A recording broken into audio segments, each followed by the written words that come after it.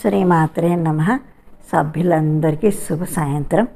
ఇప్పుడు ఒక నీతి కథ పేరు తొందరపాటు.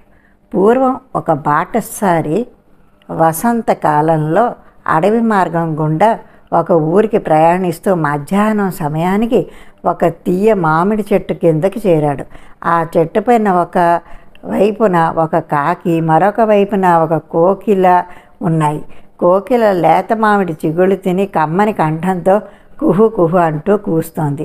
చెట్టు కిందకు చేరిన బాటసారి కోకిల గానాన్ని కమ్మగా వింటూ సేద తీర్చుకుంటున్నాడు.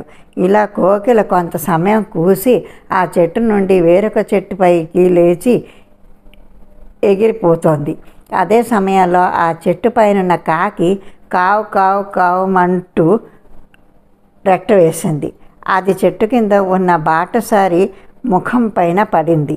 బాటసారి కాకిని తిట్టుకుంటూ ఛీ పాడు కాకి అంటూ దగ్గరలో ఉన్న ఒక రాయిని తీసుకొని ఎగిరిపోతున్న కోకిలపై విసిరాడు.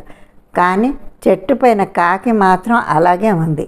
బాటసారి విసిరిన రాయి కోకిలకు తగలగానే అది గిర్రున కింద పడి గిలగిలా తన్నుకుంటూ ప్రాణాలు వదిలింది.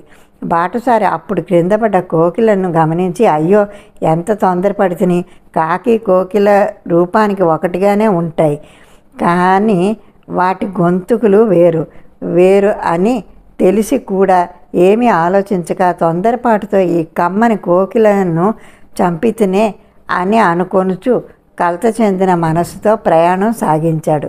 ఇందులో మన నీతి ఏంటంటే తొందరపాటు తగదు. అందరికీ అర్థమైంది అనుకుంటున్నాను. కథ బాగుందా? ఇలాగే ఇంకో మంచి కథతో రేపు కలుసుకుందాం. అప్పటిదాకా సెలవు. శ్రీమాత్రే నమః.